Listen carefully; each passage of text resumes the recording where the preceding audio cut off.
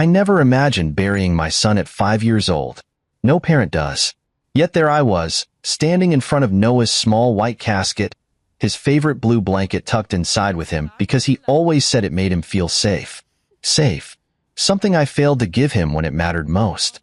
The weight of that realization crushed me more than the whispers of the people in the pews behind me. They weren't just mourning Noah. They were judging me, dissecting my life with Claire. I could feel their stares burning into the back of my head, their speculation like daggers. Where's his wife?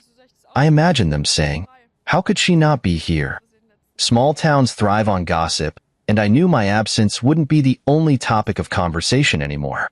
No, now they had Claire's glaring absence to feast on. But the town didn't know what I did. Only minutes before stepping into the church, my phone buzzed with a message from an unknown number. I glanced at it out of reflex, expecting condolences or another logistical question about the service. Instead, what I saw made my blood run cold. The picture was so sharp it could have been taken moments ago. Claire, lounging by a pool, her skin glowing under the Hawaiian sun. A man, young, tanned, and smug, had his arm around her. A cocktail sat in her manicured hand. Below the photo, the message read, "Thought you should see what your wife is really doing today. A concerned friend." For a moment, the image didn't compute. My brain refused to link the woman I had built a life with to the person in that photo. Claire wasn't at an important business meeting, like she'd told me. She wasn't sitting at the front row of our son's funeral, holding my hand. She was sipping margaritas in paradise, tangled up with some stranger. The weight of betrayal was immediate, but there was no time to process it. My mother's hand gripped my arm as she whispered, "Jacob, you're shaking." I was. The phone trembled in my hand until I shoved it into my pocket, like burying it could make it disappear. It didn't. That image was burned into my mind, taunting me every time I blinked. Still, I couldn't break down. Not now. I swallowed the rage clawing up my throat and nodded at the funeral director. Somehow, my legs carried me to the front pew, and I sat where Claire should have been. I kept my head high, shoulders square, refusing to give the town the satisfaction of seeing me unravel. But my thoughts were anything but composed. They raced through the past few months, desperately trying to connect dots I hadn't noticed before. Claire's late-night calls. Her sudden work trips that always seemed urgent. The way she started talking about needing space when Noah's condition worsened. I had chalked it up to grief, thinking we were handling things differently. I'd been a fool. As the service began, I clenched my fists, nails digging into my palms to keep from losing it. The pastor spoke about Noah's love for life, his boundless energy even during the hardest days of his illness. My chest tightened when he mentioned Noah's favorite pastime, coloring his white roses with food dye. I could almost see him again, his small hands stained blue and purple, his giggle filling the hospital room. My eyes flicked to the bouquet on his casket, white roses as far as the eye could see. Claire hated those roses. She'd said they were too plain, but I insisted. They weren't for her. They were for Noah. She didn't deserve to be part of this moment anyway. Then, my phone buzzed again. Another message. This time, it was from Claire. "Sorry I couldn't make it. Important business meeting. I'll make it up to you." Make it up to me? Make up for skipping her son's funeral? Make up for sipping cocktails while I laid Noah to rest? Rage flooded through me, hot and consuming. It burned away the grief, if only for a moment, and left me with one single thought. She had no idea what was coming. I wouldn't crumble like she expected. I wouldn't be the grieving widower she could manipulate. Claire may have abandoned us when Noah needed her most, but I would make sure her betrayal didn't go unanswered. That promise solidified as I stood to deliver the eulogy. I looked out at the crowd, at the faces of neighbors, co-workers, and family friends, and forced myself to speak. Every word was for Noah. Every story about his joy and strength was a vow to protect his legacy, to ensure Claire's actions wouldn't taint his memory. I didn't let my voice crack. I didn't shed a tear. I saved those for later when I was alone. Today wasn't about my pain or Claire's betrayal. Today was about Noah. But deep down, I knew one thing for certain.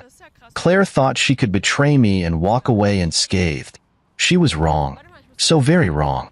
The funeral reception was a charade.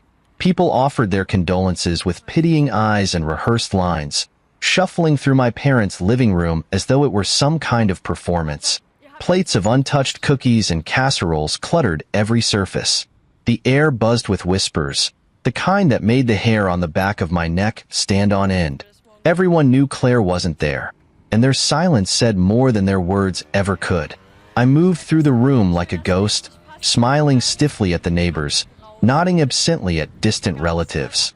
The sympathy felt like an insult, not because it wasn't deserved, but because I didn't want their pity. I wanted their honesty. I wanted someone to grab my arm and admit they'd seen the photo too, that they knew what she was doing, that they saw what she had become, but no one did. Claire's parents, Diana and Howard, hovered near the kitchen, their presence as unwelcome as their judgmental glances. They'd barely spoken to me all day, but I could feel their unspoken accusations. To them, I'd always been the problem. I wasn't attentive enough, not devoted enough. Claire was their golden child, and nothing she did could tarnish that image. Diana finally approached me as I stood by the mantel, staring at a framed photo of Noah. It was one of my favorites, his gap-toothed grin as he held up the results of one of his science experiments. The petals of a white rose were dyed a brilliant shade of blue, his hands streaked with food coloring. He'd been so proud that day. I clenched the frame tightly, the glass cool against my palms.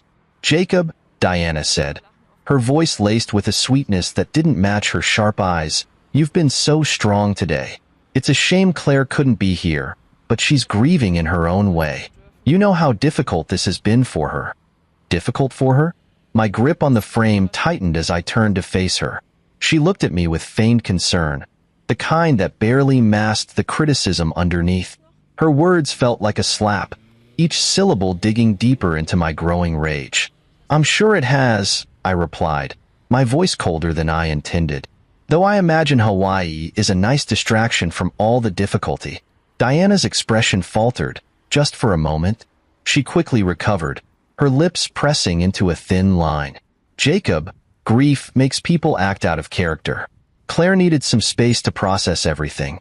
You should try to be more understanding." Understanding? My jaw clenched as I fought to keep my composure. She didn't know, did she? Or maybe she did, and she just didn't care. I wanted to shout at her, to show her the picture on my phone and force her to acknowledge the truth. But I didn't.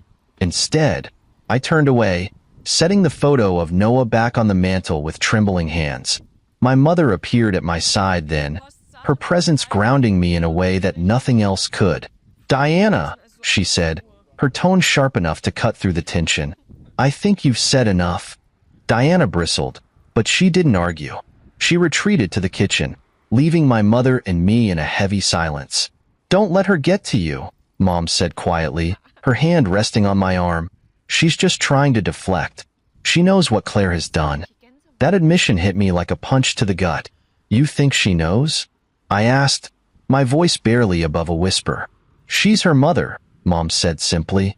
"Of course she knows." Her words confirmed what I'd been dreading. This wasn't just Claire's betrayal, it was a family affair. Diana and Howard had likely known all along, and had chosen to protect Claire instead of holding her accountable. The thought made my blood boil. As the reception dragged on, I retreated to my father's study, desperate for a moment of quiet. I sank into his worn leather chair, the exhaustion of the day settling over me like a weight I couldn't shake. My mind raced with fragments of memories, each one laced with questions I couldn't yet answer. The business trips, the late-night phone calls, the way Claire had started pulling away, not just from me but from Noah. It had been subtle at first, a missed doctor's appointment here, a forgotten bedtime story there. But over time, it became clear that she wasn't fully present. I'd attributed it to the stress of Noah's illness, never suspecting there was something more sinister at play. I pulled out my phone, the photo of Claire and her lover glaring back at me from the screen. My thumb hovered over the delete button, but I couldn't bring myself to press it. This wasn't just evidence of her infidelity, it was a reminder of what I was up against. I didn't know what my next move would be, but one thing was certain. I wouldn't let her get away with this. Not after abandoning me. Not after abandoning Noah. Claire thought she could escape the consequences of her actions, but she was wrong. As I sat in the dim light of the study, my anger solidified into resolve. This wasn't just about revenge, it was about justice. For Noah, for me, for everything we lost because of her selfishness. I would make her regret ever thinking she could betray me and walk away unscathed. The days after the funeral were a blur of condolences, casseroles, and sleepless nights. People came and went, offering words that felt more rehearsed than genuine. He's in a better place now. He's not suffering anymore. Their well-meaning attempts to comfort me only left me more hollow. What better place could there be than in my arms, laughing over cartoons or insisting on pancakes for dinner? Grief clung to me like a second skin, but beneath it, anger churned like a storm waiting to break. The photo of Claire in Hawaii wouldn't leave my mind, haunting me every time I closed my eyes. She wasn't just absent at Noah's funeral, she was celebrating her freedom, as though our son's death had been her ticket to paradise. I busied myself with sorting through Noah's room, hoping the distraction would dull the edges of my pain. His favorite stuffed penguin sat on his bed, worn and slightly lopsided from years of cuddling. I picked it up, the familiar weight stirring a fresh wave of tears. He'd carried it everywhere, even to the hospital. As I placed the penguin on his pillow, something on Claire's side of the room caught my eye.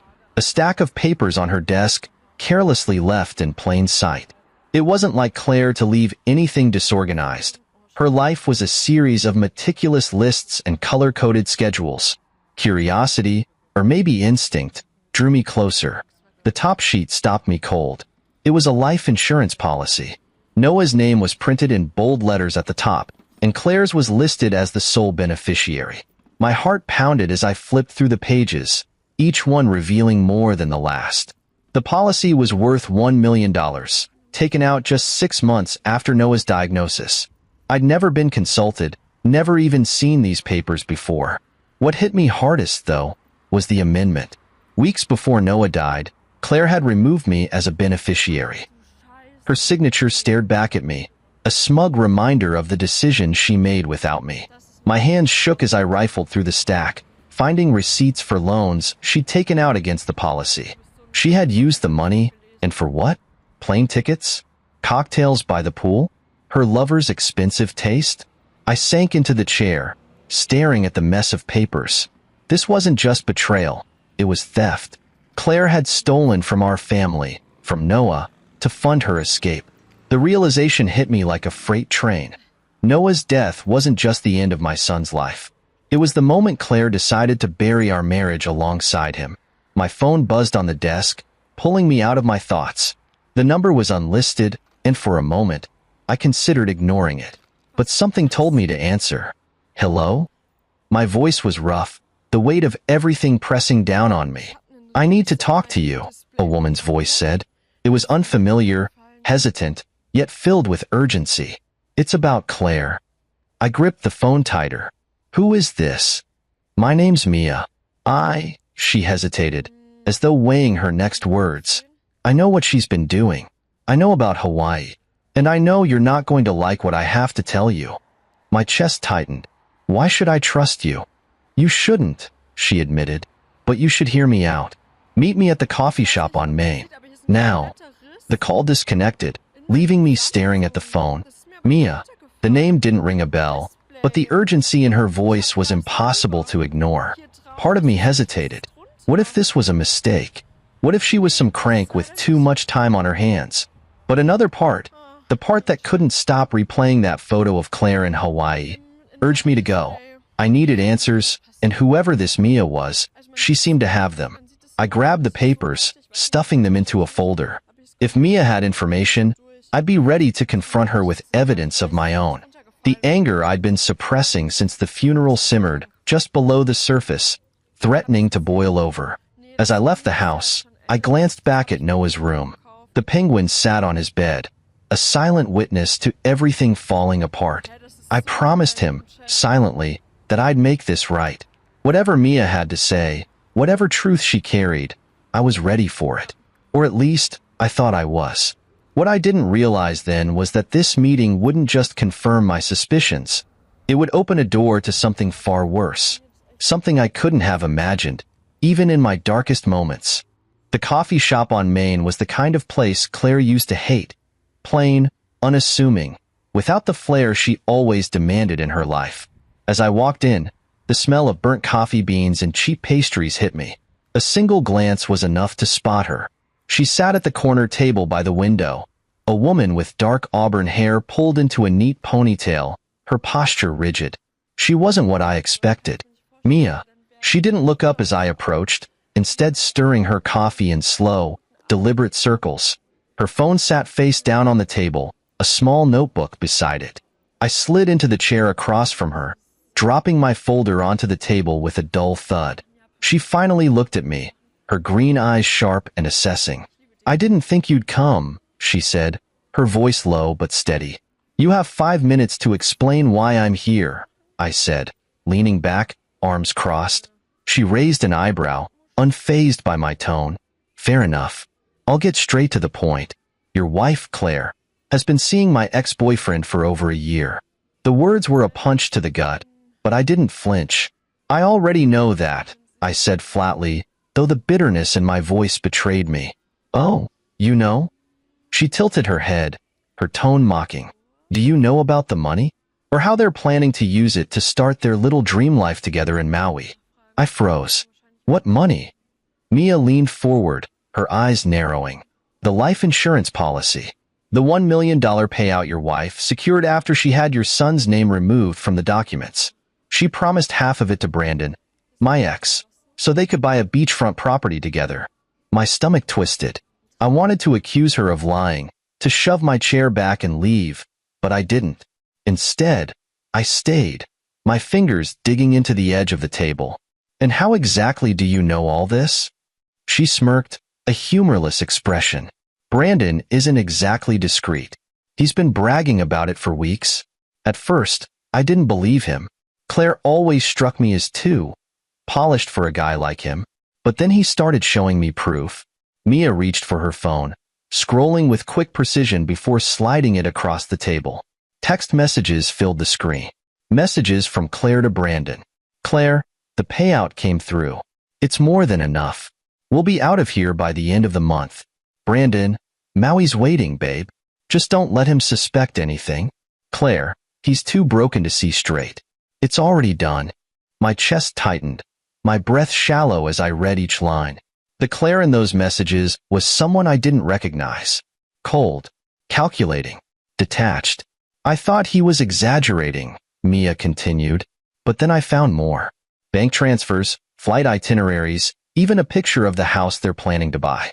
She's been funneling the money into an account with both their names on it." I stared at her, my mind reeling. "Why are you telling me this?" "Because she's playing both of us," Mia said bluntly. "She promised Brandon a fresh start, but I've seen the way she operates. The moment she doesn't need him anymore, she'll drop him, just like she's dropping you. And me? I'm already collateral damage. I've got nothing left to lose." Her words hung in the air, sharp and bitter. I didn't trust her, not completely, but I couldn't ignore the evidence she was laying out in front of me. "What do you want from me?" I asked, my voice low. Mia leaned back, crossing her arms.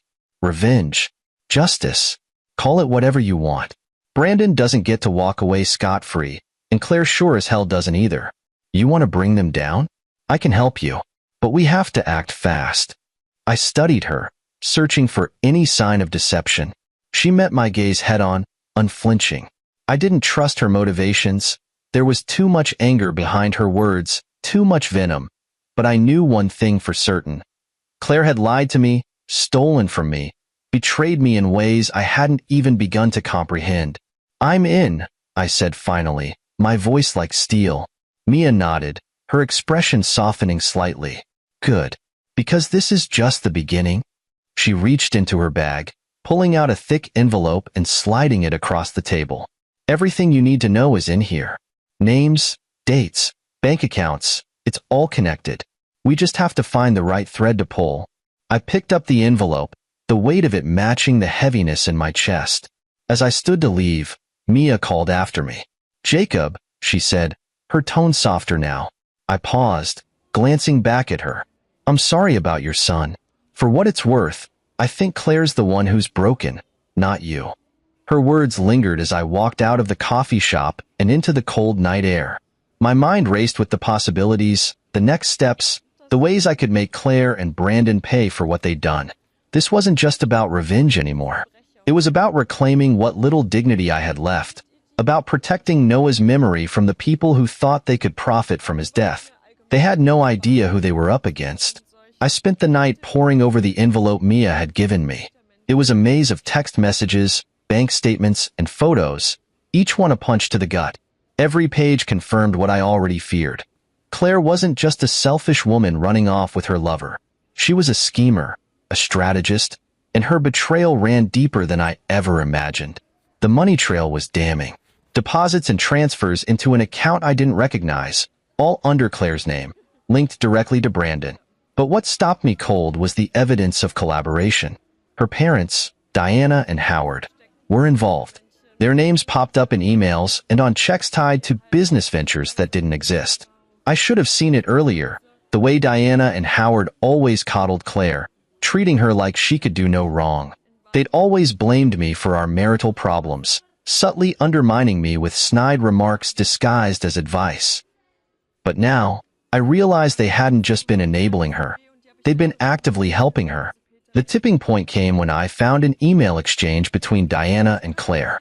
Diana, Jacob won't suspect a thing. He's too focused on Noah. Just make sure the papers are signed before he catches on. Claire, he won't notice. He's too broken to care. And once it's done, it's done. The papers. What papers? My heart raced as I flipped through more documents, searching for answers. Then I found it. A property transfer agreement for our family home. The place where I grew up, where Noah spent his final days, was being sold. Claire had forged my signature, making it look like I'd agreed to the sale. They were planning to take everything. The insurance payout, the house, even our joint savings. I could almost hear Diana's sharp, dismissive voice in my head. It's what's best for Claire. The anger I'd been holding back exploded, but I had no outlet. I paced the living room, fists clenched, trying to keep my breathing steady. They thought they could manipulate me, use my grief to blind me. They thought they could steal everything I had left and walk away unscathed. But they were wrong. By morning, my plan was beginning to take shape. I needed more proof, more leverage, and I knew exactly where to start. My mother, always my anchor, had been hinting at things for days, things she'd seen and suspected. If anyone could help me connect the dots, it was her. I found her in the kitchen, a steaming cup of tea in her hands. She looked up as I entered, her sharp eyes immediately narrowing. "What's wrong?" she asked, setting the cup down. "They're trying to sell the house," I said bluntly. "Claire and her parents. They forged my signature." Her face tightened, her lips pressing into a thin line. "I knew it," she muttered. "You knew?" I asked, leaning forward. "I suspected," she admitted. "Diana's been sniffing around for months, asking questions about the property. She even tried to get your father to sign something when he was confused, but I intercepted it. That hit me like a blow to the chest. My father, with his slipping memory, was another pawn in their game. They had no shame, no limits to how far they'd go. She said it was just a precaution.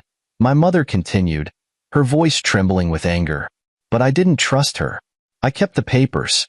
They're in the study. She didn't need to say more. I hurried to the study, rifling through the drawers until I found the documents. There it was, a legal form authorizing the sale of the house, with my father's signature scrawled at the bottom. A forgery. They thought he wouldn't remember, my mother said, standing behind me now. They thought I wouldn't notice. But I've been watching them, Jacob. Diana's always been manipulative. But this is something else. I sat down, the weight of everything crashing over me. They're not just after the money, I said quietly.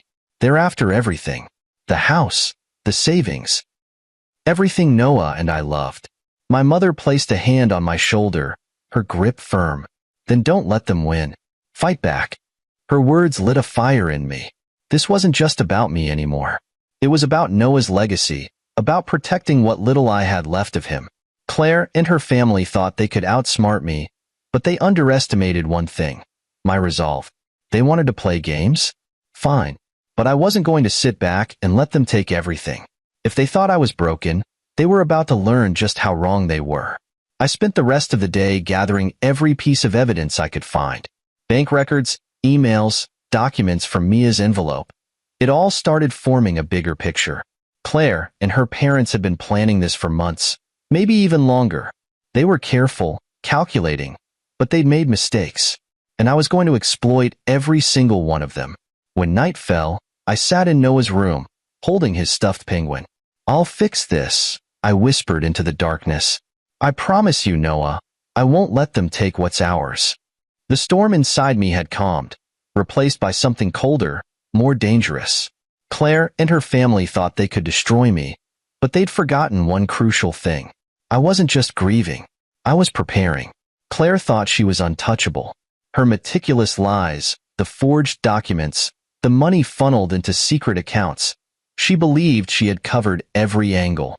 But what she didn't count on was me finding the cracks. That's the thing about being underestimated. It gives you an advantage. And after seeing how far she and her parents were willing to go, I realized I had to strike first. The house was the key. It wasn't just a property. It was a piece of my family's soul. My father built it with his own hands, one nail and board at a time. It was where I grew up, where Noah learned to walk, and where we sat for countless nights, holding him through the worst of his illness. It was sacred. And Claire? She wanted to sell it to bankroll her escape. That morning, I called Marcus, an old friend who had transitioned from our high school debate team to a sharp legal career. He owed me a favor, and now was the time to cash in. "Jacob," Marcus said after hearing me out, his tone serious, "this is messy. If they forged your signature, we can fight the sale. But we need more than your word. We need proof, witnesses, documents, anything to show a pattern of deceit." "I've got plenty," I replied, thinking of the stack of evidence Mia had handed over and the forged documents my mother had intercepted. "But I need to know how we stop this before it goes any further." Marcus sighed on the other end of the line. "We need to move quickly. If they finalize the sale before we act, undoing it will be a nightmare. Let me pull some strings and dig into the legal filings. In the meantime, gather everything you can.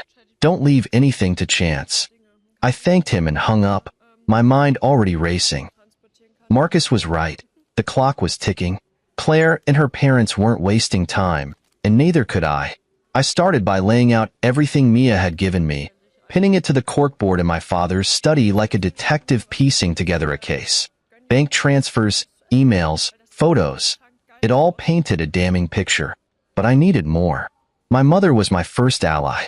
She kept a watchful eye on Diana's manipulations for months and was all too eager to help. "Your father might not remember everything clearly," she said, "but I do." Diana and Howard tried to pressure him into signing those papers more than once. I kept notes every time they showed up here unannounced. She handed me a small notebook, the pages filled with dates and detailed accounts of their visits. It was more evidence, another layer to add to the case I was building. Next, I reached out to Mia. As much as I hated relying on her, she had insight into Claire's plans that I couldn't ignore. "They're meeting with the realtor tomorrow to finalize the sale," she said over the phone.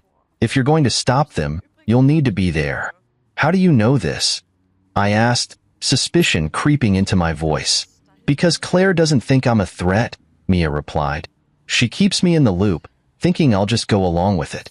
But she doesn't realize I'm one step ahead of her now." Her bitterness was palpable, and while I didn't trust her completely, I knew she was right about one thing. Claire underestimated us both. With the pieces falling into place, I spent the rest of the day preparing. I copied every document, recorded every detail, and made sure I had backups. I wasn't leaving anything to chance. By the time night fell, the study was a battlefield of papers and plans. My mother walked in, a cup of tea in hand, and set it down beside me. "You've got that look in your eye," she said. "What look?" I asked, glancing up from the corkboard. "The same look your father used to get when someone tried to cheat him out of a deal," she said with a faint smile. "Don't let them take this from us, Jacob. Don't let them take Noah's home." Her words hit me like a lightning bolt.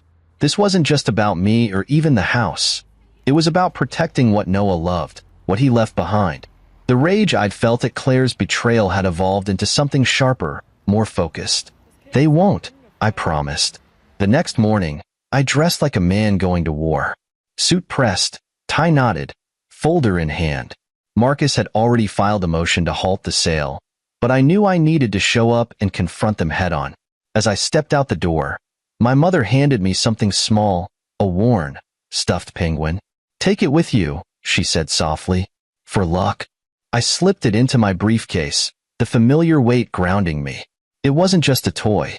It was a reminder of Noah's laughter, his resilience, his love for the life Claire had so easily abandoned. When I arrived at the realtor's office, I saw Claire's car parked out front.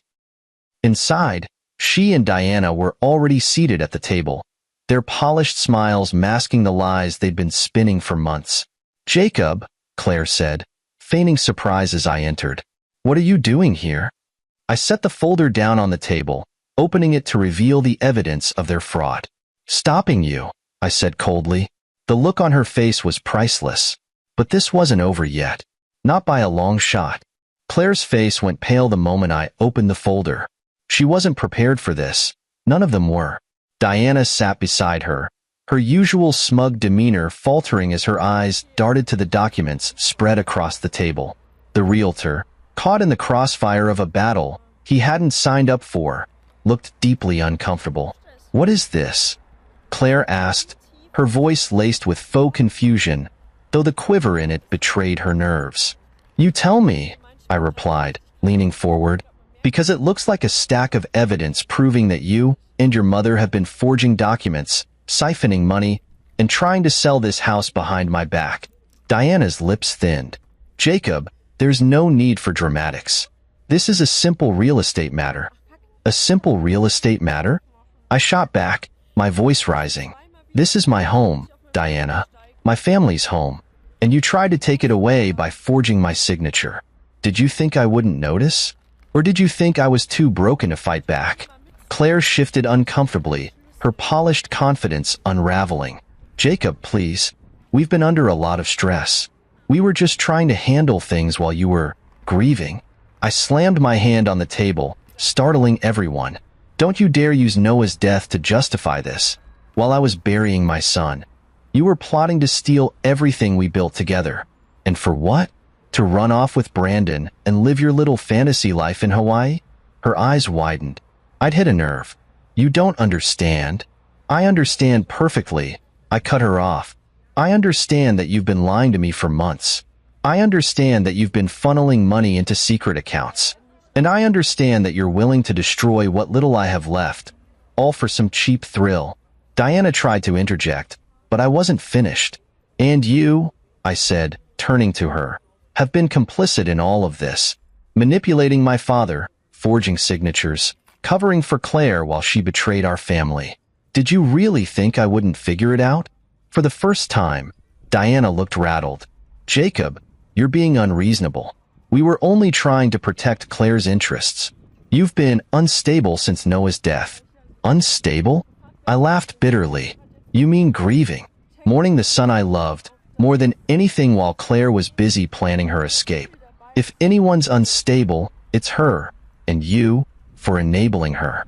The realtor cleared his throat, clearly regretting his decision to show up for work that day. "I think I should step out?" "No," I said sharply, turning to him. "You stay. You're about to see just how illegal this so-called real estate matter really is." I pulled out my phone and played the recording Mia had given me, a conversation between Claire and Brandon discussing their plans for the insurance money. "Claire, the payout's in the account. Once the house sells, we'll have enough for the down payment on the Maui place." Brandon, "What about Jacob?" Claire, "He's too distracted to notice. He'll never see it coming." The room fell silent. Claire's face turned an ashen shade of white, and Diana's composure shattered. "You recorded me?" Claire whispered, her voice barely audible. "No," I said, leaning back in my chair. "But someone who knows the kind of person you are did, and she was more than happy to help me expose you." Claire's eyes darted to the door, as if she were considering bolting. "You can't prove anything," she said weakly. Oh, but I can. I slid more documents across the table, bank statements, emails, and evidence of forged signatures. Every transaction, every forged document, every lie. It's all here. And Marcus has already filed a motion to halt the sale. This house isn't going anywhere. The silence stretched on, heavy and suffocating. Claire looked at Diana, but for once, her mother had no comforting words to offer. You thought I'd just roll over and let you win, I said, my voice low but steady. But you underestimated me. You always have. This ends now. Diana opened her mouth to speak, but the door swung open before she could say anything. Marcus walked in, holding a stack of legal papers. Sorry I'm late, he said, his tone casual. I was just at the courthouse filing an injunction to freeze all property transactions tied to this house. He set the papers down on the table and turned to the realtor. You might want to walk away from this deal. It's going to get messy. The realtor didn't hesitate. I think that's my cue to leave, he muttered, grabbing his briefcase and practically running out the door. With him gone, I turned back to Claire and Diana. You have two options, I said.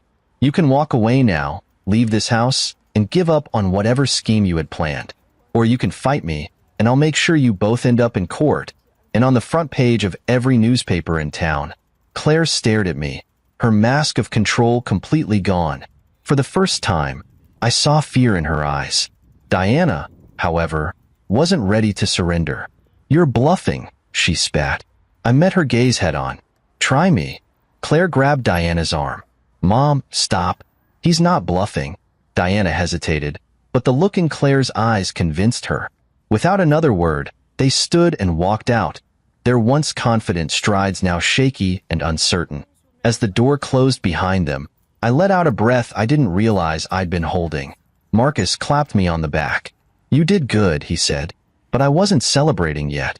This was just one battle. The war wasn't over. Not yet. The fallout began the moment Claire and Diana walked out of the realtor's office. They left behind the smugness they had carried for so long, their carefully curated facade shattered. But for me, that moment was just the beginning. The confrontation had stopped the sale of the house, but the damage they'd tried to inflict was far more extensive than I'd realized. Marcus wasted no time filing motions to freeze all joint assets and accounts. They're not just after the house, Jacob, he told me as we sat in his office later that day. They've been playing a long game, trying to drain everything you own. If we don't act fast, they could still slip through the cracks. I nodded, the weight of his words sinking in. What's our next move? We expose them, he said simply. All of them. Claire, Diana, Howard, everyone who had a hand in this. We hit them with fraud charges, property theft, and anything else we can prove. It was a daunting prospect, but I was ready. This wasn't just about getting justice for me anymore.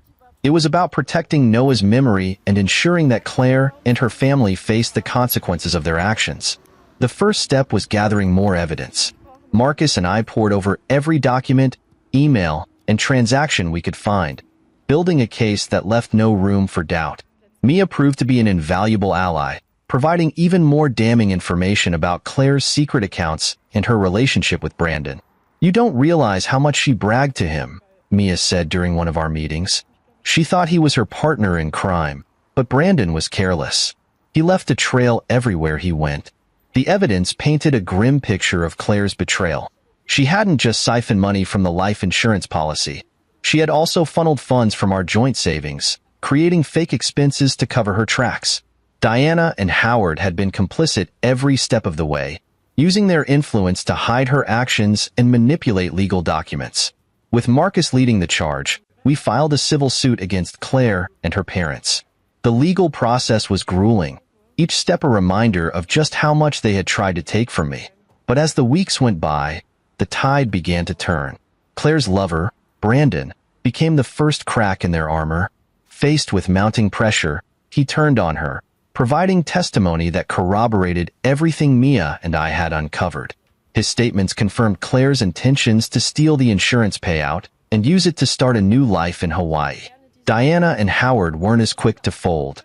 They tried to spin the narrative, painting themselves as victims who had only been trying to protect Claire during a difficult time. But the evidence against them was overwhelming. Emails, bank records, and forged documents all pointed to their active involvement in the scheme. The final blow came when Marcus uncovered an even deeper layer of deception. Claire and Diana had attempted to manipulate my father into signing over not just the house, but other family assets as well. Marcus found proof that they had targeted him during moments of confusion caused by his dementia, hoping to exploit his condition for their gain. "That's not just fraud," Marcus said when he showed me the documents. "That's elder abuse, and the courts won't take that lightly." When the charges were filed, the weight of their crimes finally caught up with them. Claire, Diana, and Howard faced a litany of legal consequences, from fraud to property theft to conspiracy. The public exposure was brutal. Their once respected reputations in our small town reduced to nothing but gossip and disgrace. Claire, of course, tried to play the victim. "I didn't know what I was doing," she claimed during a deposition. "I was grieving. I made mistakes."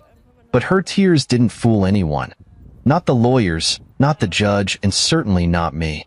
She had made her choices, and now she was paying for them. In the end, the courts ruled in my favor. The house was officially mine again, along with the remaining assets Claire hadn't managed to siphon away. The life insurance payout, which she had planned to use for her new life, was frozen and redirected to its original purpose, supporting pediatric cancer patients in Noah's name. It wasn't just a legal victory, it was a moral one. Every step of the way, I had fought to protect what mattered most: my son's memory and the legacy he left behind. But even with the legal battle won, the scars of their betrayal remained. Claire's actions had fractured something deep within me, something that couldn't be easily repaired. She had shown me the depths of her selfishness, and while I had triumphed over her schemes, it came at a cost. As for Diana and Howard, they retreated from the public eye, their reputations in ruins. They had spent years building their influence, only to see it crumble in the face of their greed. I couldn't bring Noah back, but I could ensure that Claire and her family would never hurt anyone else the way they had hurt me. The fallout was complete. The house was safe, the money redirected to a cause that mattered, and the people who had tried to destroy me were facing the consequences of their actions. But the fight wasn't over yet, not for me. Because while the legal battle was behind me, the journey toward healing had just begun. The house was quiet now, a kind of quiet that settled deep in my chest. For months, it had been filled with the chaos of lawyers, documents, and the weight of betrayal. But now, with the legal battle over and Claire and her family facing the consequences of their actions, there was a sense of stillness, a bittersweet calm that came with knowing the storm had passed, even if the damage remained. Noah's room was just as he had left it. His favorite stuffed penguin sat on the bed. Its worn seams a testament to how much he had loved it.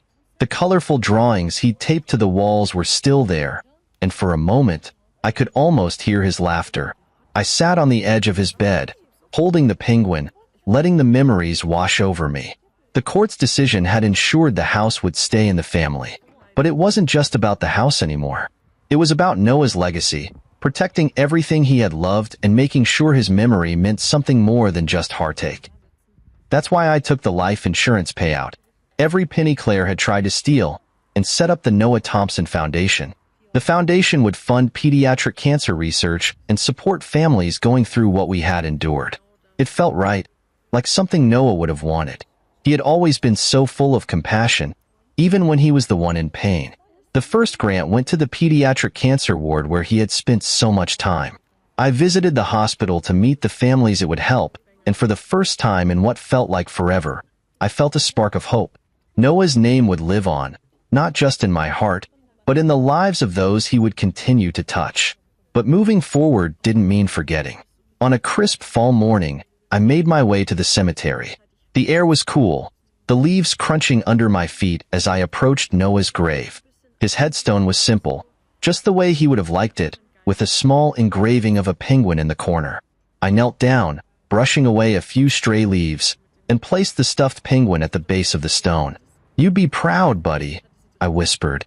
"The house is safe, the foundation's up and running, and your memory is helping so many people. I promised you I'd fix this, and I did." The wind rustled the trees, and for a moment, it felt like Noah was there, his spirit woven into the world around me. Your grandma outsmarted them all, I said, a faint smile tugging at my lips. She was brilliant, just like you always said. As I stood, my father approached, his steps slow but steady. His memory wasn't what it used to be, but today, his eyes were clear. He's at peace now, he said quietly, his voice steady. I hope so, I replied, my throat tightening. He touched the penguin, his hand lingering on its soft fabric. Noah told me something once, not long before he passed, he said. He said, don't worry about Dad. He's stronger than everyone thinks. I swallowed hard, tears blurring my vision. He said that? My father nodded, a faint smile on his lips. He was right, you know. We stood there in silence, the weight of grief and love mingling in the cool air.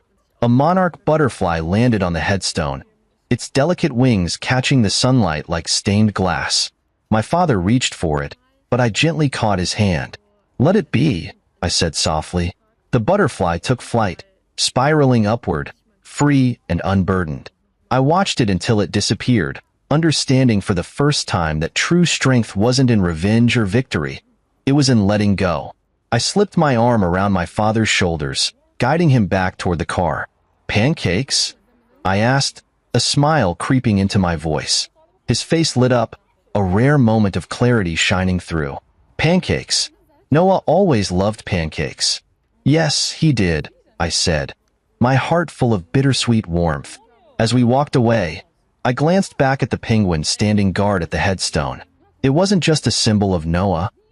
It was a reminder of everything we had fought for. The butterfly had shown me the way forward. It wasn't about forgetting the pain, but about honoring the love that came with it. And as I drove home with my father, the weight of the past finally began to lift. Noah was gone, but his spirit remained, guiding me toward a life where love and resilience could coexist with loss. It wasn't triumph, it was survival. And for the first time in a long time, it felt like enough. I still remember the exact moment my stomach dropped. It was a quiet Thursday evening. Nothing dramatic. No storm clouds outside. Just the clinking of silverware and the hum of the kitchen fan. I was folding napkins at the dinner table, helping my wife Adeline get ready for what I believed was her brother Mason's wedding the next day. I had ironed my shirt earlier that afternoon. Even polished the old shoes I only wear to events that require smiling through small talk. You excited for tomorrow? I asked, gently tucking a napkin into a rose shape. Adeline blinked, almost like she didn't understand what I was talking about. Then she tilted her head slightly, narrowed her eyes at me as if I had just suggested the sky was green, and replied in the flattest voice I've ever heard from her. It was last week. At first, I thought she was joking. I waited for the smirk, the sarcastic jab she always followed her pranks with. But nothing came. She reached for her phone, tapped her screen a few times, and handed it to me without a word. There it was. Proof. Mason and his bride, Lucy, standing under a wooden arch decorated with white roses and soft string lights. Guests gathered by the lake, raising glasses. There was Mason's best man, her cousin Jace, wiping tears from his eyes. The photographer had done a great job capturing everything. And then there was Adeline, my wife, in a deep emerald dress I'd never seen before. Hair curled, makeup perfect, smiling like she belonged there. Because she did. Everyone did. Except me. I kept flipping through the pictures, searching for a glimpse of myself. Maybe a corner of my jacket in the background. Maybe I'd forgotten I was there. Maybe they were testing me for some reason I didn't understand. But I wasn't in a single one. I set the phone down slowly. My throat felt dry. I looked at her, still waiting for something, an apology, an explanation, anything human. She just went back to folding napkins, humming like nothing happened. From the couch, her sister Mira called out, "Didn't we tell you?" She said it casually, like someone mentioning the weather. I turned my head and found her scrolling through her own phone, legs crossed, sipping from a glass of red wine like we were all just sitting through another boring commercial break. Their mother Delphine was beside her. She laughed, a full-bodied, deep laugh that made her shoulders shake. "Oh goodness, I could have sworn we told you," she wheezed, wiping her eyes with a tissue she pulled from her sleeve. No one said sorry. No one even looked concerned. They acted like I was the forgetful one. Like it was my fault for not magically appearing at a wedding I was never told about. I stood there, napkin in hand, feeling like the floor had dropped from under me. Everything else faded, the hum of the fan, the clink of the wine glass, even the rising tension in my jaw. It was just me and the realization that I had become a stranger in my own house. This wasn't an oversight. This wasn't a mistake. This was a message. And it hit loud and clear. I didn't matter to them. Not enough to be told. Not enough to be missed. I didn't argue. I didn't ask why. I didn't want to give them the satisfaction of seeing me hurt. I just quietly picked up the plates from the table and started placing them in the sink. My hands moved automatically, scrubbing bits of rice and sauce while my mind stayed stuck on that photo, Adeline, smiling beside her brother like nothing in the world could make that moment better. Except maybe my absence. She could have told me. I'd been asking about the wedding for weeks, when it was, what the dress code would be, if I should get a gift for Mason. She always brushed it off, said the plans kept changing, said they were working things out. Lies. All of it. That night, I lay beside her in bed, our backs not touching. She scrolled through her phone until she fell asleep. Meanwhile, I stared at the ceiling, numb. Not sad. Not even angry. Just empty. I replayed the last few months in my mind. How often her family made plans without me. How I was left out of group texts. How they scheduled dinners that must have slipped their minds when I asked. How Mira once made a joke about me being the plus one that got subtracted. How I laughed. I actually laughed. Now I knew better. This wasn't carelessness. It was deliberate. I had been erased. What stung most wasn't even the betrayal. It was the calmness with which they did it. Like it was routine. Like they had done it before. Like I was the only one who hadn't caught on. In the dark, I reached for my phone. I opened the photo again. That emerald dress. That lakeside glow. Adeline smiling without me. I placed the phone face down on the nightstand. And that's when something in me clicked. Not in a loud, vengeful way, but in a cold, quiet whisper deep in my chest. They thought I'd stay quiet. They thought I'd keep folding napkins. They had no idea. That night, sleep didn't visit me. Not even a hint of it. I lay still beside Adeline, who had fallen asleep without a shred of guilt on her face. Her breathing was soft and even, like someone who had nothing to worry about in the world. Meanwhile, I was wide awake, staring at the ceiling, my mind circling the same question again and again. How long have I been invisible in this family? I turned to my side, quietly picked up my phone, and opened the gallery where I had saved the wedding photos from her screen. I zoomed in on each one, examining faces, body language, laughter. Everyone looked happy. Posed. Included. Except me. I wasn't there, not in any shot, not in any corner of a reflection, not in a stray shadow. Because I wasn't invited. Because they had made sure I wasn't supposed to be. They didn't forget. They excluded. And it wasn't just about missing the wedding. That was just the surface. This ran deeper. Much deeper. I remembered the weeks leading up to that date, how I had helped Mason fix his new house. He'd called me about a cracked pipe under the guest bathroom, and I had called in my usual plumber. When the guy quoted him too high, I offered to cover part of it quietly, no big scene. I just wired the difference straight to the company. Then there was the fencing issue, the kitchen tiling, the rewiring of the faulty breaker panel. I had been there every step of the way. I had done it all because family helps family. Or so I thought. Now I realized what I had really been. Useful. Not loved. Not included. Just useful. Like an app they open when needed and close the second it's done. As Adeline shifted beside me, I studied her silhouette in the dark. She looked peaceful, like someone who had just hosted a successful event. I wondered if she had smiled while they toasted her brother. I wondered if she had made a speech. Did she mention me? Did she lie and say I was away on business? Or worse, did no one ask about me at all? It made my stomach turn. By 5 a.m., I was up. I moved around the house like a ghost, quiet, invisible, familiar. I made coffee, skipped breakfast, sat at the dining table where we had once shared laughs and plans, and just stared at the empty seat across from me. Then I pulled out my laptop. It wasn't out of revenge, not yet.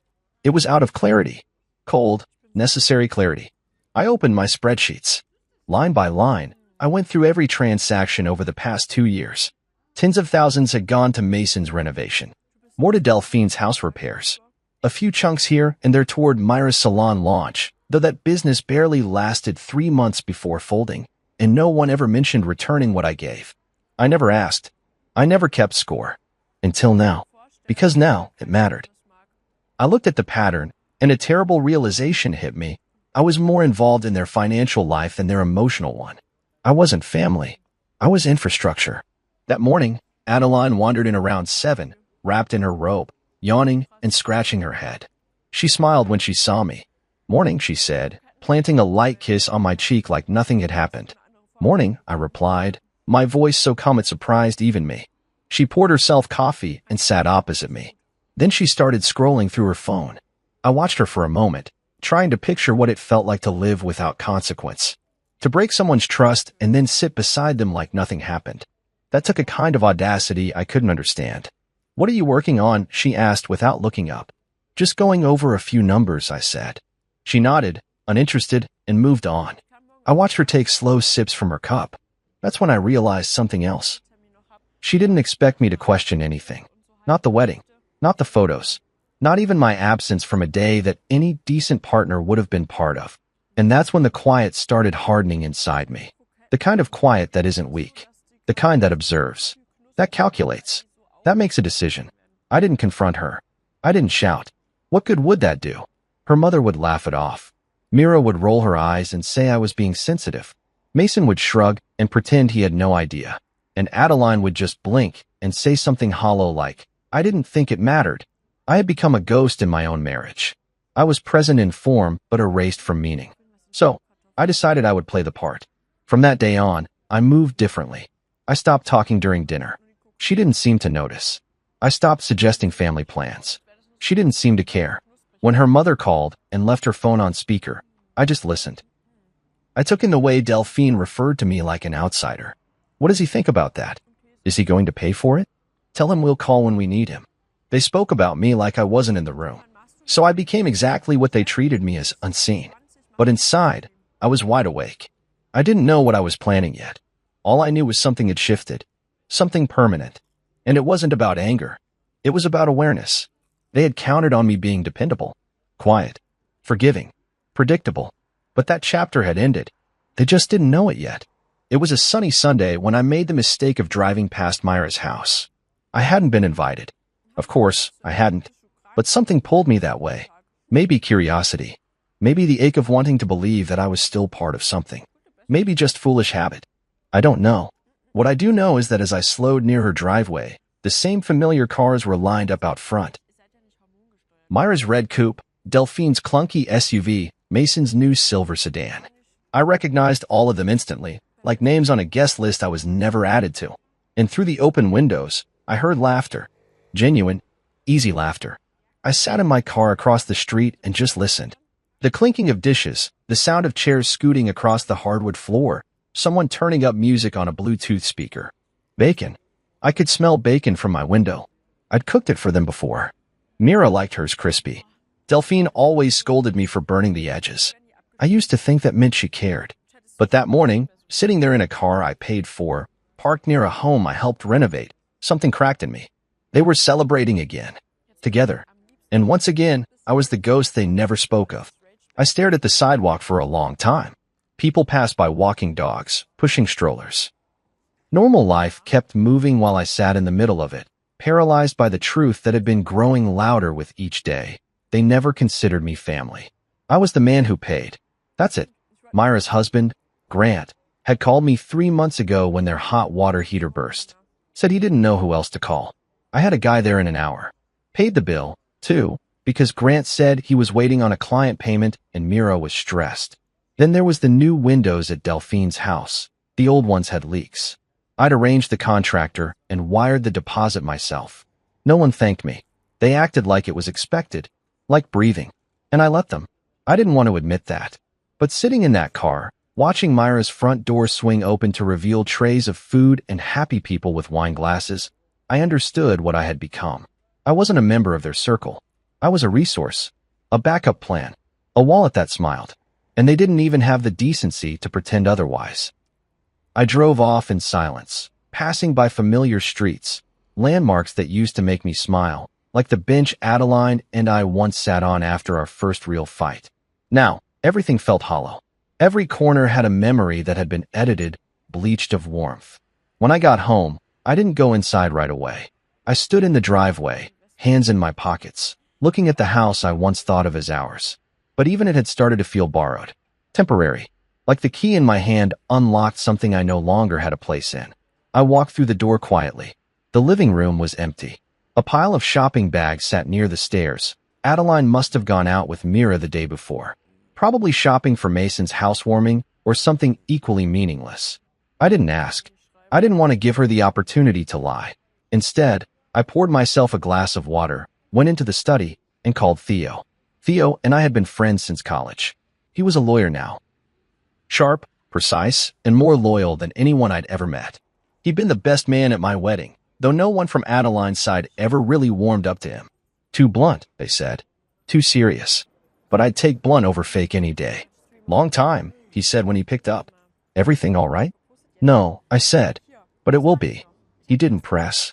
Just waited. I told him everything. About the wedding. The laughter. The photos. About sitting outside Myra's brunch like an idiot hoping someone might call. I told him about the money, the repairs, the family that had silently cut me out while still dipping into my pockets like it was tradition. There was a long pause on his end. Then he asked, "You want out?" I didn't answer right away.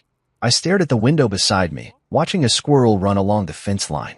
"No," I said finally. "I want silence." He was quiet for a moment, then said, "You don't want to confront them?" I shook my head even though he couldn't see me.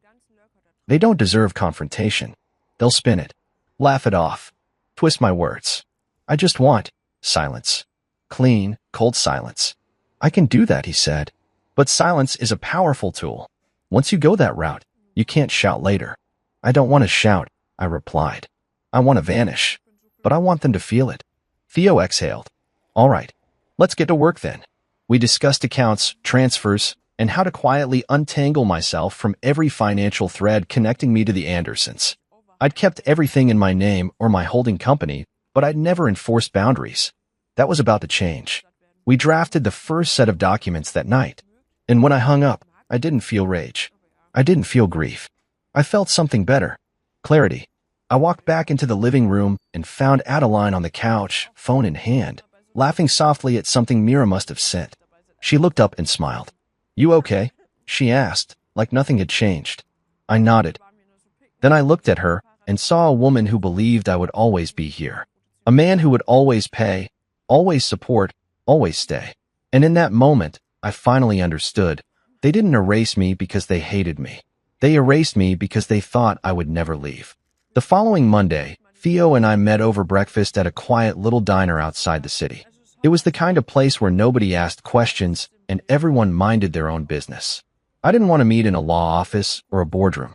I didn't want this to feel like a war, just like a decision. A correction. Theo brought a folder with him. Inside were the documents I needed to sever the quiet chains I had spent years wrapping around myself. He slid the folder across the table with his usual no-nonsense expression. "It's all here," he said, tapping the cover. "Renovation payouts, property maintenance grants, discretionary contributions, every last one of them routed through your personal holding firm. You've been a generous man." I opened it and skimmed the pages. Contracts, authorizations, amendments I had signed without thinking twice, because family needed help. Because I believed helping them made me part of something. I want it all paused, I said quietly. Every cent, every automatic payment. I don't want a single light bulb changed unless they call me personally. Theo nodded. "I'll get the order signed today. And I've set up alerts in case they try to go around you." I sipped my coffee slowly, thinking of the look that would cross Delphine's face when the plumber said payment never came. The confusion in Myra's voice when the contractor refused to continue fixing the patio. The moment Adeline would try to spin it into another technical mix-up. I didn't smile. I didn't need to. Later that afternoon, I sat at my desk in the study and began removing myself from every informal tie I had to them. I called the gardener who maintained Delphine's lawn and told him not to expect next month's payment. I emailed the property insurance rep and revoked the coverage extension I'd added for Myra's leaking ceiling. I didn't explain. I didn't make excuses. Just a line here, a cancellation there. Silent redirection. And then I waited. It took 5 days. On the 6th morning, I was having coffee on the porch when my phone buzzed. Delphine's name lit up the screen. I stared at it, let it ring until the final chime, and then picked up. I wasn't angry. I wasn't curious. I just wanted to hear how she would spin it. "Hello," I said, as calmly as if she were an old coworker calling to check in. "Oh, thank God," she sighed, in that over-the-top voice of hers. "Darling, I just got off the phone with that terrible builder. He said the kitchen work's been stopped? Something about funds not going through." I said nothing. I told him that must be a mistake, of course. "I mean, you've always handled these things. Is it a bank issue?" I leaned back in my chair, staring at the wind chimes Adeline had bought 2 summers ago. They clinked softly in the breeze like they were mocking her mother's voice. "No mistake," I said plainly. A beat of silence on the other end. "I'm sorry," she said. I gave a quiet chuckle and replied, "Didn't I tell you?" "What?" I repeated it slowly, gently, with the same emptiness her daughter had once offered me across our kitchen table. "Didn't I tell you?" She paused. I could hear her trying to decide whether to laugh again, whether this was some odd joke she didn't quite get yet. But I didn't wait for her to find footing. "I'll let you sort it out with Mason. Or Mira. I'm sure they've got it handled." Then I ended the call. It wasn't slamming a door. It was turning off a light. Later that day, Mira texted me. Just 2 words. "Payment issue?" I didn't reply. Instead, I opened the filing cabinet and pulled out the folder labeled Anderson Affairs. Yes, I had finally started naming things properly. I placed their folder beside others: business accounts, real estate ventures, trusts. I looked at them all and realized something stunning. Every person in that family had benefited from me. Everyone. And not once did they treat me like I belonged. For dinner that night, Adeline made pasta. I could hear her humming while she stirred in the kitchen. She didn't ask how my day was. She didn't mention the calls. She didn't seem to know her mother had been cut off or that Mira was now pacing an age. She asked about the weekend. I said I'd be working. She smiled, but it didn't reach her eyes. The next evening, I came home to find her mother and sister sitting in the living room. Delphine stood the moment I entered, like a politician pretending to welcome an old ally. "Oh good, you're home," she said, her voice strained with something she didn't know how to hide. Fear? Confusion? Entitlement? All of it. Maybe. Mira gave me a small wave. "We thought we'd come talk in person. Sort things out." I didn't sit. I walked to the hallway table, pulled out the envelope I had prepared earlier, and handed it to Delphine. She opened it right there. Inside was a packet of itemized receipts, contractor logs, maintenance records, everything I had paid for over the past 3 years. Every leak, every wall, every nail. "This," I said, "is what humor used to cost me." Her eyes darted across the pages, realization dawning like thunder.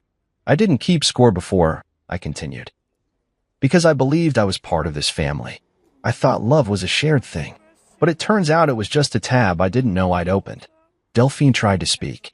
I didn't let her. "And now the account is closed." I turned and left the room, walked straight upstairs, and shut the door behind me. I didn't hear them leave. I didn't care. For the first time in years, the house was finally quiet. Not empty. Not tense. Just quiet. And I liked it.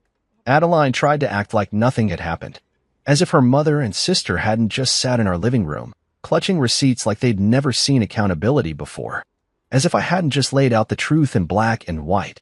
She cooked dinner that night, lemon chicken with roasted potatoes. That was her peace offering meal, the one she used when she sensed tension she didn't want to talk about. But I wasn't hungry. Not for food. Not for another round of emotional amnesia. "You've barely touched your plate," she said, cutting into her chicken. "I'm not hungry," I answered without looking up. She put her fork down. "You could have told me you were cutting off the payments. You could have told me about your brother's wedding," I said quietly, still not looking at her. Her mouth opened slightly, then closed. I saw it from the corner of my eye. That moment when someone considers whether lying is still worth it. But for once, she didn't deny it. She just sighed, picked up her glass of wine, and drank. "It was a misunderstanding," she murmured after a while. "It wasn't malicious. You're reading into it too much." I turned to her. "A misunderstanding is forgetting to grab milk on the way home, not erasing your husband from your brother's wedding." She flinched, and for a second, I thought maybe, just maybe, there was something close to shame in her face. But it passed quickly, replaced by that calm, practiced indifference. "You're being dramatic." There it was. The words didn't sting. Not anymore. I'd already bled dry. Now I was just walking through the ashes. "I'm moving into the guest room," I said calmly. "Starting tonight." Adeline didn't react immediately. She just stared at me like I had said I was changing the curtains. "Seriously?" she said after a moment. You're going to sulk around the house like some ghost? I stood up, picked up my half-full plate, and walked it to the sink. No, I'm going to live like someone who's finally woken up. That night, I moved my clothes downstairs. The guest room was small, but it was mine.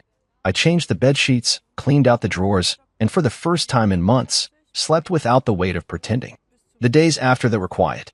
Not in the peaceful sense, more like the quiet of a battlefield after the smoke clears and everyone's waiting to see who moves first. I kept to myself, cooked my own meals, did my own laundry. When Adeline left for work, she stopped announcing it. When she came home, she'd glance at the guest room door like it offended her by existing. I didn't care. I was no longer interested in making her comfortable with what she had done. A week passed before she tried to press reset. One evening, I heard the clinking of glasses and the sound of her voice calling out to her mother. Apparently, they were coming over again, this time to talk things out over wine and dessert. I didn't argue. I didn't threaten to leave. I just stayed in my room, listened. Delphine opened with a joke, of course. Something dry and layered with condescension. I always knew you had a dramatic side, she said through laughter. You should have been in theater. Maybe then you'd be too busy to cut off our roof repairs. Adeline laughed with her. Mira joined in from the kitchen, chiming something about how I must be going through a midlife ego crisis. I walked out of the guest room, slow and quiet, and stepped into the hallway. None of them saw me at first. Then Delphine turned, smile still plastered on her face, until she saw what I was holding. An envelope. Another one. She rolled her eyes, still playing the role of the amused matriarch. Is this another bill breakdown, sweetheart? No, I said. This one's on the house. I walked to the coffee table and placed it down between the wine glasses. Inside were not receipts this time, but copies of emails. Screenshots of text messages. Correspondence between contractors I had paid and her family requesting extras, spa-like upgrades, fancy lighting, unnecessary additions that ballooned costs because, in Myra's words, he's good for it. This, I said evenly, is what entitlement looks like in writing. The laughter stopped. Even Mira stopped stirring her drink. Delphine opened the envelope, pulled out the pages, and went silent. I looked at Adeline. She was frozen, her hand still holding a spoon over the dessert bowl, unmoving. I didn't come out here to argue, I said. I didn't come to reclaim anything. I came to remind you that I was never invisible. You just chose to look past me. Then I turned and walked back to my room. Left them in their designer clothes, surrounded by half-eaten tiramisu and sour wine. They didn't follow. Later that night, I heard them leave. Doors closing harder than necessary. Tires screeching down the street. Adeline didn't come to the guest room. She stayed upstairs. Maybe crying. Maybe stewing. I didn't check. I didn't care. Something strange happened after that night. I began to feel lighter. Not happier. Not yet. But freer. There's a kind of peace that comes when you stop explaining yourself to people committed to misunderstanding you. I started working out again. Waking up early. Reading books I'd left gathering dust on the shelf. My mind felt clearer without the emotional weight of constantly waiting for validation. Then one day, I got an email from a contractor I hadn't heard from in months. Someone Delphine had referred for Myra's second renovation attempt. Hey, just confirming. They said you'd be covering the new tile job too? I replied with 2 words. Not involved. Silence. Sweet silence. From that point on, I stopped bracing myself for the next manipulation, the next insult dressed as a joke, the next request laced in fake warmth. I knew what I was now. I was no longer the man who pays but isn't family. I was the man who remembers everything and forgets nothing. I left the house before sunrise. Not out of anger. Not to make a scene. Just a quiet decision after too many days of watching my own reflection fade in a home I no longer recognized. I had packed a small duffel bag the night before. A few shirts, a laptop, my documents, and the spare keys to a condo I'd bought 5 years earlier, back when I still believed in the concept of future-proofing my life. The condo sat on the 9th floor of a high-rise on the quiet side of the city. It had floor-to-ceiling windows, a view of the skyline, and the one thing I hadn't realized I missed until I opened the door, space to breathe. The silence there was different. Not the tense kind that sat between 2 people in a house that had grown too big with emotional distance. No, this silence was clean. It was mine. I dropped my bag, exhaled, and let the weight of months fall off my shoulders all at once. For the first time in years, I was alone with my thoughts, and they weren't screaming. Adeline didn't call. Not that day. Not the next. Maybe she assumed it was another phase. A silent protest that would end with me crawling back to her side like I always had. Or maybe she simply didn't notice. I wasn't sure which truth hurt more. 3 days passed before my phone buzzed. It was Mira. We need help finishing the foundation work at Mom's place. You know she's getting older. This delay is stressing her out. No, hi. No, how are you? No acknowledgement of the last conversation. Just another request.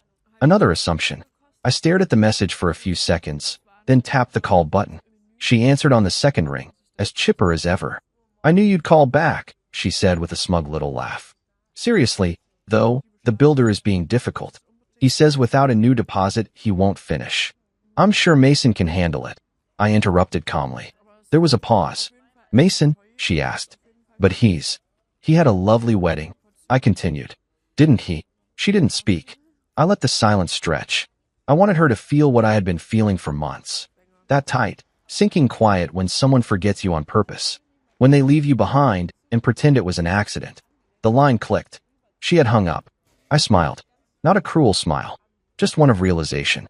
The thing about silence is that once you stop filling it for other people, it becomes a weapon they don't know how to defend against.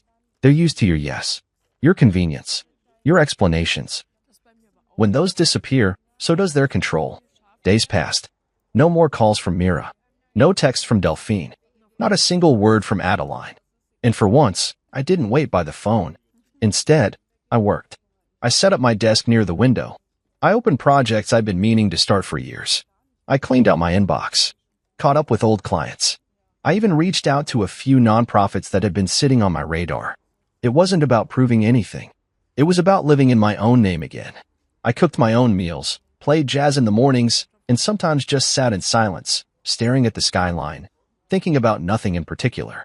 That to me was the greatest shift. I wasn't constantly rehearsing arguments in my head anymore. I wasn't defending myself to ghosts. One afternoon, I walked to the cafe down the street. A new barista named Jen took my order. She smiled when I told her my name, scribbled it on the cup, and said, "Nice to see a regular face." Most folks around here just glare at their phones. Trying not to be one of them anymore, I said. She grinned. Good luck. That night, I checked my phone again. Still nothing. But it didn't feel like punishment anymore. It felt like peace. And just when I thought they'd finally decided to leave me be, Delphine called again. This time, her voice was different. Edgy. Forced calm wrapped in panic. The roof is leaking, she said without preamble. The builder is threatening legal action. What is going on? I looked out my window at the city lights and sipped from my mug before responding. I'm sure Mason or Adeline can help, I said, mirroring her own dismissiveness. They said it was your responsibility, she snapped. And there it was. The truth they'd never admit openly. I had been the backbone of their comfort. The unspoken agreement was that I would pay, fix, provide, protect, and ask for nothing in return. Didn't I tell you? I said softly. What? I let the words sit. Let her feel the same chill I'd felt when her daughter showed me wedding photos I didn't know existed. Let her choke on the same emptiness I'd swallowed for years. Didn't I tell you? I repeated, and then ended the call. An hour later, Adeline finally broke the silence. She didn't call. She came. I heard the knock at my condo door around 9:15 p.m. When I opened it, she stood there in a coat too thin for the cold and eyes red like she hadn't slept. I didn't know where else to go, she whispered. I stepped aside but didn't say a word. She walked in slowly, looking around like she was seeing me for the first time in years. This place is nice, she said, voice small. I nodded. She sat down on the edge of the couch, twisting her hands together. This is your family too, she said, barely above a whisper. You can't just leave them like this.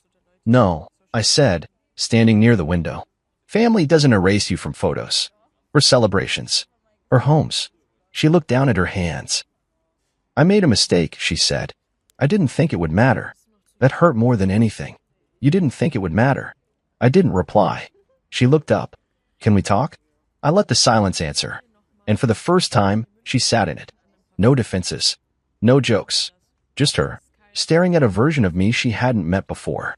The one who wouldn't carry shame that didn't belong to him. When she finally stood up to leave, she turned to me. Do you still love me? I looked at her, long and steady. I love who I used to be when I was with you. But I don't miss who I became. She nodded, eyes welling up, and left without another word. and I returned to my silence. Not because I was broken, but because I was finally whole. When people underestimate you long enough, you stop correcting them. You let them believe what they want. That's what I did. For years, the Andersons treated me like I was just an IT consultant, just another tech guy who got lucky marrying into their family.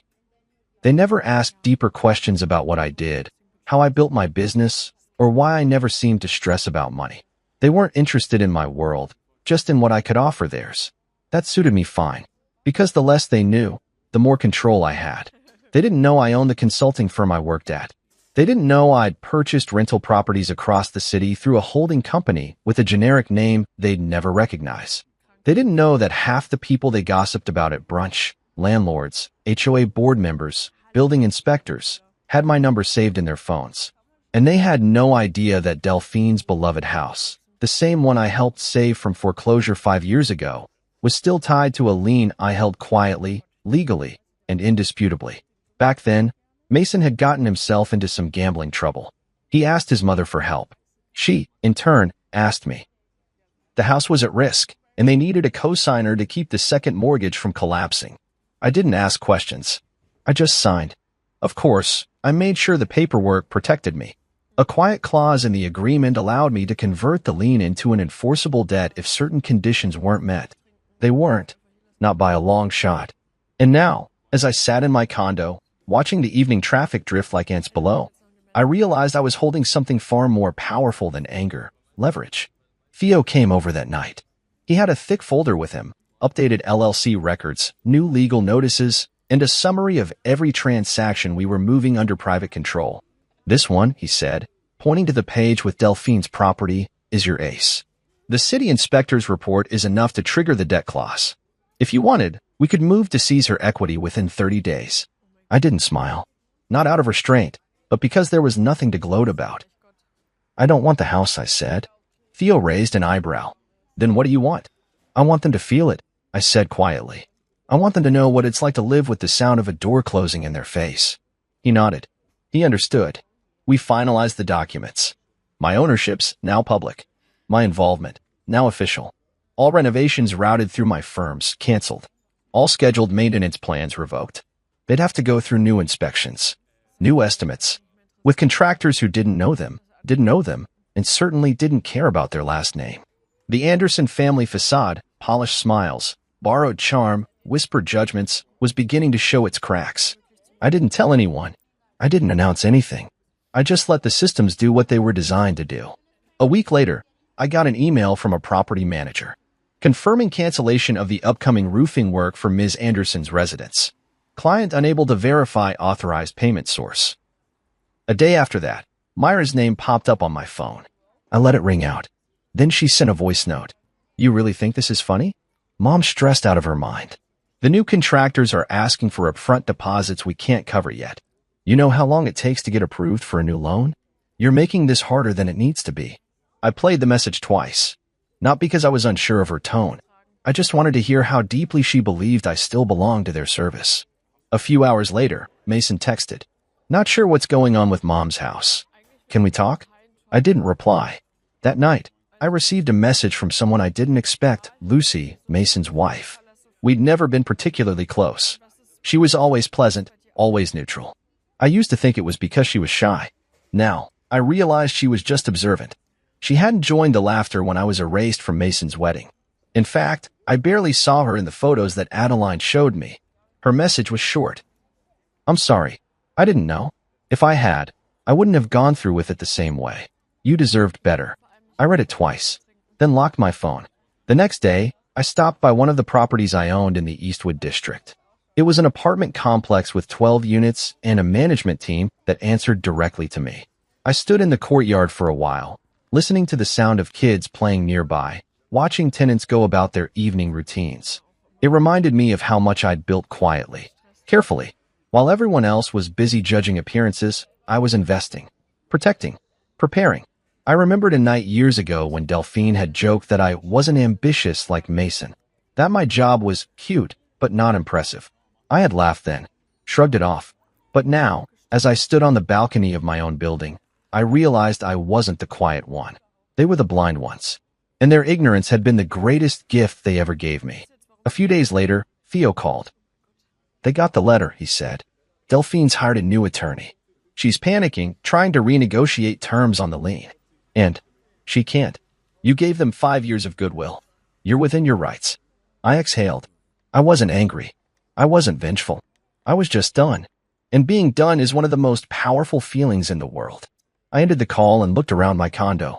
The light was soft through the windows. The air was clean. My inbox was quiet. My conscience, even quieter. They could keep their laughter, their brunches, their weddings. I had my name. I had my voice.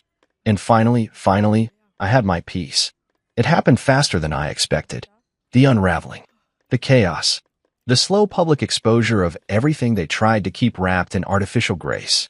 It started with a voicemail from Delphine, shaky, out of breath, and no longer laced with superiority. I need you to call me back. Please. The new builder's threatening legal action. Says we defaulted on the revised contract. I didn't even know there was a new contract. They said it was under your name. She sounded like a woman who had lost control of the narrative. And for the first time, I didn't. I never called her back. Not because I wanted to hurt her, but because I needed to protect myself from becoming their crutch again. That same day, I got a text from Adeline.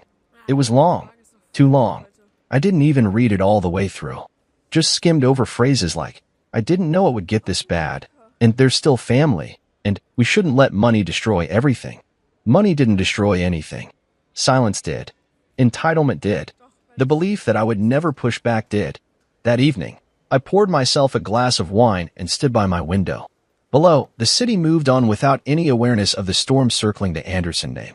The same people who once laughed behind my back were now realizing that they had built their comfort on foundations they didn't own. A few days later, Adeline showed up again. She didn't text, didn't call, just knocked. I saw her through the peephole, hair tied back, no makeup, wearing the navy blue sweater I'd bought her 3 birthdays ago. I opened the door slowly. She didn't say anything for a few seconds. Just looked at me. I searching. Can I come in? She asked. I let her. She sat on the edge of the couch like she had during her first visit, only now her shoulders slumped with something heavier. We're in trouble, she said. I know, I replied. She glanced up at me, surprised I wasn't offering comfort. I didn't move to sit beside her. I stayed standing. They're falling apart. Mom can't refinance the house because of the lien. Myra's business partner backed out. Mason and Lucy are fighting almost every day. It's like everything is just breaking. I nodded. Because it was never built properly. She blinked, stunned at my calm. I didn't come here to beg, she said finally. I just needed you to know that it's not all jokes and brunches anymore.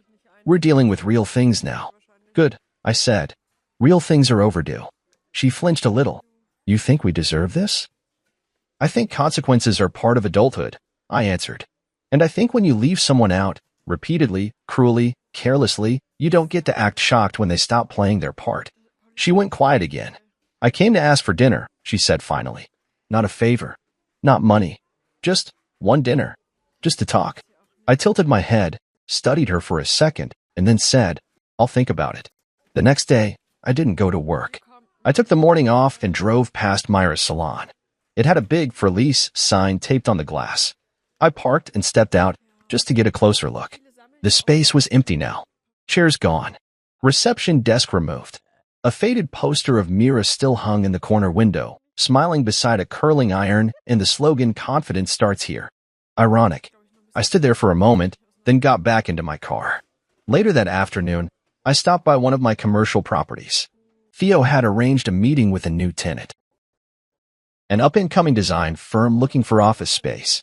I toured them through the building, shook hands, negotiated with a clear mind. It felt good, clean, purposeful. After they left, I checked my phone.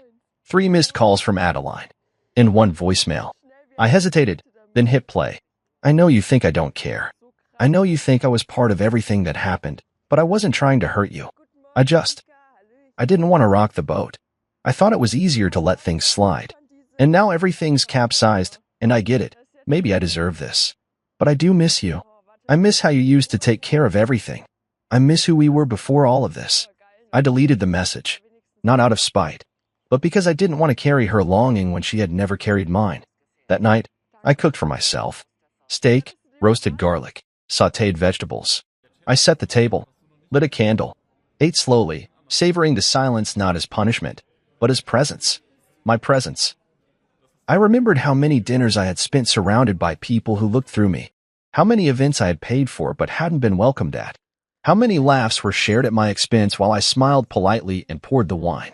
Now I was alone, and it was the most peace I'd known in years. The fall of the Anderson family facade wasn't loud. It didn't come with breaking headlines or dramatic public arguments. It came in quiet losses, canceled projects, frozen accounts, failed loans, broken relationships, things they'd taken for granted slowly slipping away. And not once did I have to raise my voice. They unraveled themselves. I just stopped holding the thread. The news came through a friend I hadn't spoken to in months. His name was Ray, and he used to be Mason's co-worker, one of the few decent people in that circle who had eyes, ears, and a conscience.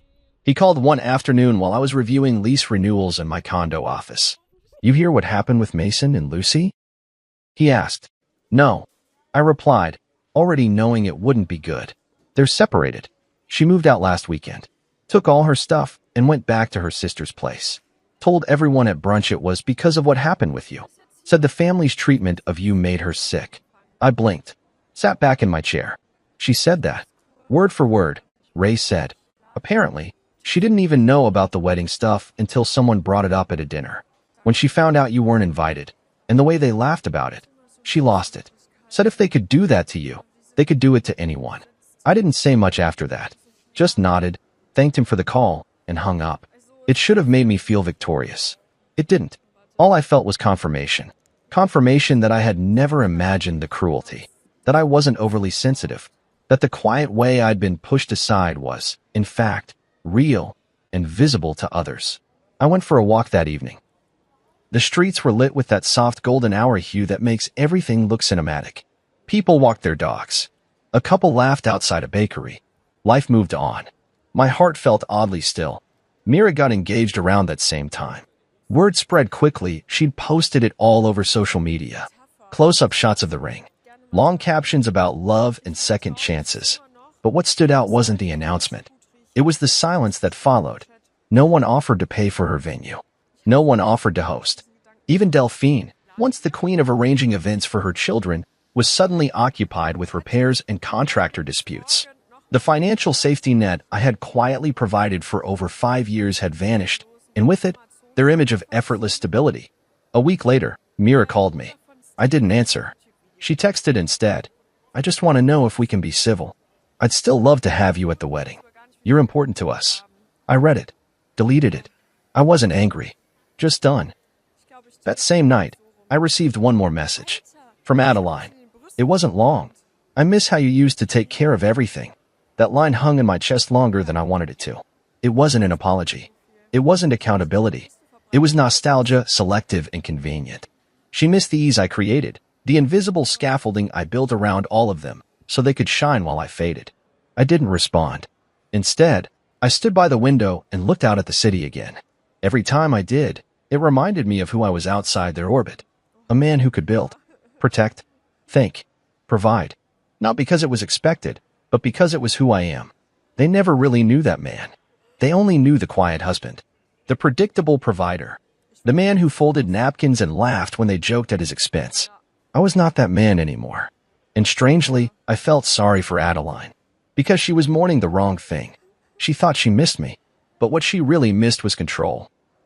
2 days later, I got a call from Theo. "Thought you'd like to know," he said. "Delphine's attorney reached out. She's trying to settle the lien out of court. They're terrified the house will be listed." "Let her sweat," I said. "Already is." We shared a quiet laugh.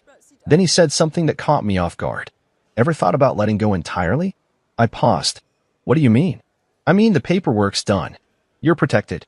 Their access is cut. You've made your point. Do you want to stay tethered to any of it?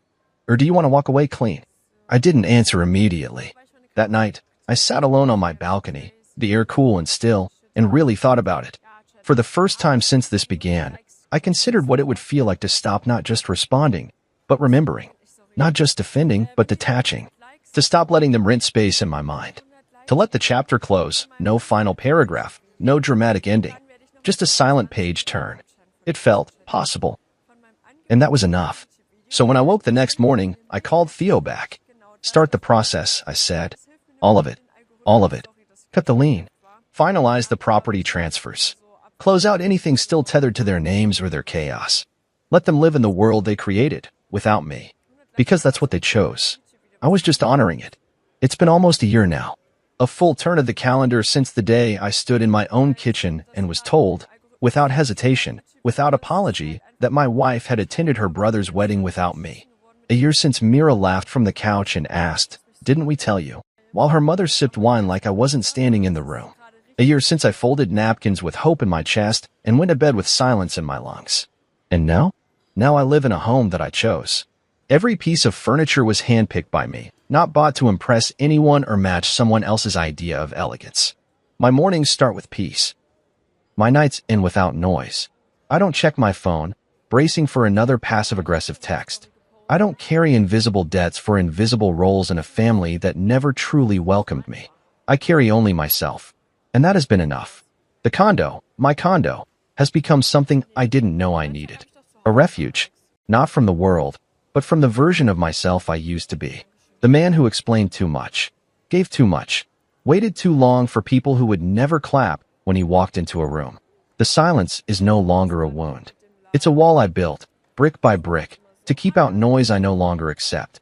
Last week, I hosted dinner. A small one. Nothing extravagant. Just a few people I trust, people who never made me prove my worth. Theo brought wine, of course. He's become more than just my lawyer. He's my anchor in storms I didn't know I was allowed to step out of. My sister, Nadia, flew in from Florida with her boyfriend. She used to worry about me. Now she just hugs me longer and smiles wider. We sat around the table, my table, and passed plates without judgment, without tension, without pretending. It wasn't fancy. No caterers, no floral arrangements, no performance. Just laughter, real stories, and clean plates. Sometime after dessert, Theo leaned back in his chair and asked the question I knew was coming. "Do you ever hear from Adeline's family anymore?" The room got quiet, not uncomfortably, just curiously. Everyone looked to me like they were waiting for some dramatic revelation. I smiled. "Not anymore," I said. I finally got the hint. Laughter followed, warm and knowing. And that was it. The chapter closed with a single sentence. No rage. No revenge. Just a fact. I hadn't blocked any of them. I hadn't sent cruel messages or broadcasted their downfall. I simply stopped showing up where I wasn't seen. Stopped carrying weight for people who would never lift mine. That was my justice. And it was enough. The next morning, I got up early and went for a walk. There's a trail near the condo that leads down to a quiet park by the water. I go there often now when I want to think, when I want to feel grounded. There's a bench I like. From there, I can see the reflection of the city skyline on the lake. The same skyline I used to stare at from my office window during sleepless nights, wondering if I was the problem, wondering if maybe I wasn't trying hard enough to earn a seat at their table. But sitting here now, I understand what I didn't then. It was never about trying harder. It was about realizing I was trying for the wrong people. People who mistook kindness for weakness. People who saw silence as consent. People who believed being family meant being owed. I stayed in that system for so long because I thought loyalty meant endurance. But loyalty without respect is just self-abandonment dressed up in polite manners. And I'm not that man anymore. I've rebuilt my world now. Smaller. Tighter. Built not on obligation, but on mutual presence. No more pretending. No more squinting to find value in people who refuse to offer it freely. Sometimes, I see glimpses of the Andersons in public posts, someone tags Mason in a group photo, or Mira uploads a story about her wedding planning struggles. I scroll past. Not with bitterness. With disinterest. They live in a chapter I've already closed. Adeline? She tried reaching out a few more times. Once through email. Another time through a letter she dropped off at the front desk. I read the first paragraph. That was enough. The rest, I let go unread. She said she missed me. But really, she missed the convenience I offered. The quiet man in the background, solving problems without being seen. That version of me is gone. Buried beneath every unpaid debt, every inside joke that left me out, every party I funded but was never truly invited to. And what replaced him? A man who smiles when his phone is quiet. A man who eats alone when necessary and never feels alone. A man who hosts dinners around tables he built, chairs he chose, with people who show up without needing to be convinced to care. So if anyone ever asks what happened to me, where I went, why I don't speak, why I never returned, I'll say this. I didn't leave with anger. I left with clarity.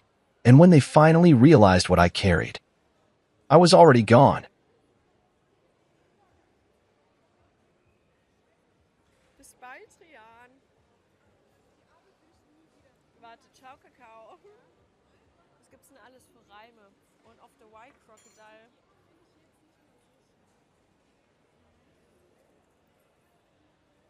Bye, bye.